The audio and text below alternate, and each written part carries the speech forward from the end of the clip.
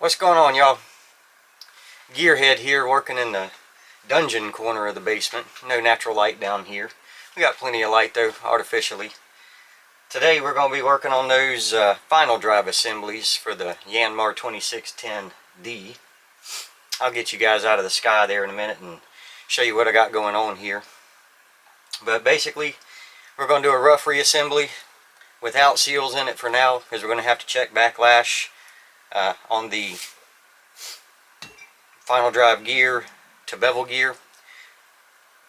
Since we replaced bearings in the final drive gear, we want to make sure that stuff's still right. Our issue with this thing was a little binding going on in the axle. We crushed the inner bearing on the stub shaft, and I'll explain all that to you.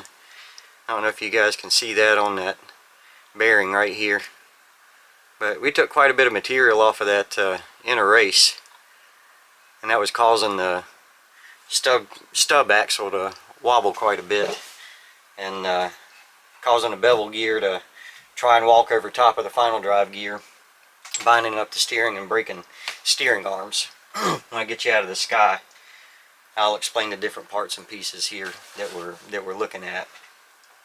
But that's what I'm going to be attacking today. Y'all know what I'm going to do. I'm going to get to work on this stuff, but before I do, I'm going to bring y'all down out of the sky there and show you what we got going on.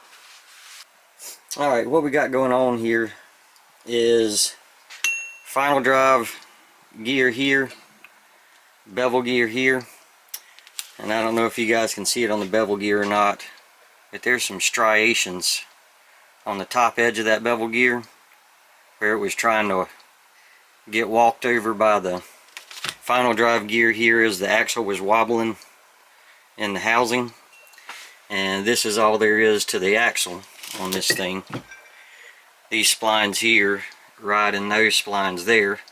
Bearing goes on this end and sits on the inside of that housing right there, and that's the bearing that we wore out. So it was allowing this shaft to kind of rock back and forth like so, causing this bevel gear and this final drive gear to kind of walk on each other and cause some binding issues, especially in the uneven terrain that we were working on. But when I took it apart, I labeled everything right, left. We've got the shims that go in between the, I guess you'd call it a hub for the bearing here. It goes in between here and the casing to shift the bevel gear away from this final drive gear. But we laid it out all in order the way it came out. These are the top two shims, bottom two shims for the right side. We've also got the locking nut, the upper, I guess, steering arm you'd call it, on this side that locks all that together on the tractor. Then over on the left side, got the same thing going on. You got the wheel hub itself with the little stub shaft through it. You got the final drive and the backing plate for it, and there are two bearings inside that as well that were replaced. Replaced all the seals while we were in there. And again, the inside of that hub, you see where that inner bearing would ride right there. This bearing that we wore out. But we got new bearings to put in there. And again, we got shims laid out the way they came out of the hubs there, and the locking nut. And those are all the bolts associated with the left side there. So we got a little bit of a mess. We're going to loosely assemble it for now. We're not going to put the seal that goes in this backing plate in right now. We're just going to stick it all back together.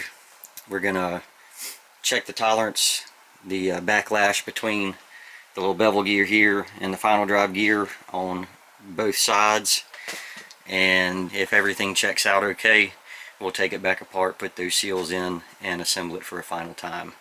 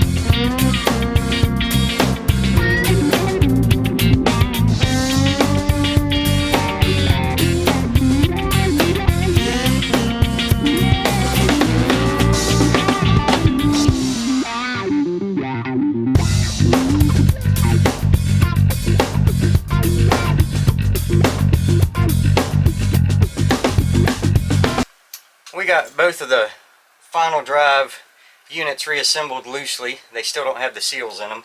Just put them back together so we could check the backlash on the gears. Got the old factory service manual here. Like I said, these things are worth their weight in gold if you can find them for these things. We did manage to find one for the tractor though. The backlash between these gears is supposed to be 4 thousandths to 6 thousandths of an inch, and we've got right at 4 thousandths. So we're going to let her ride like she is. I'm going to take them back apart, put the seals back around the outer hub here on both sides. She'll be ready to put back on the tractor. In case you guys are wondering how these things come apart though, securing bolts here around the backing plate to the final drive casing. Take two of these bolts out actually, stick them in these holes here on these tabs. As you screw them in, it pops the plate out. So you know what I'm going to do.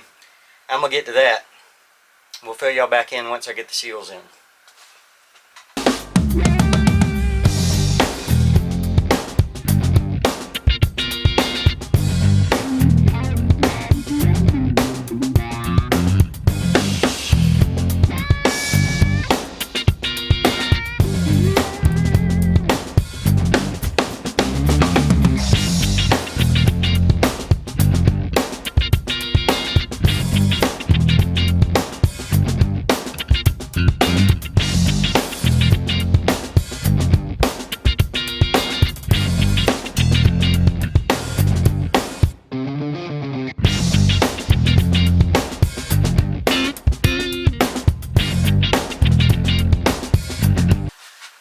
Well, that's one down.